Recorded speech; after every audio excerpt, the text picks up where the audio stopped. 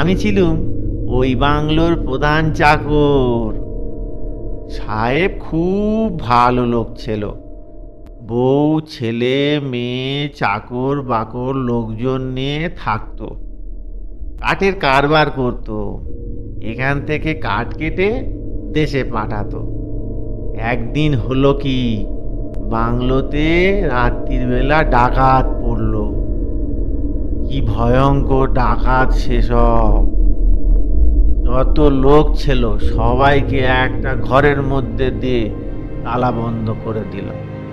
তারপর যত টাকা পয়সা, সোনা দানা সব লুট করে যাওয়ার সময় বাংলোতে আগুন লেগে গেল।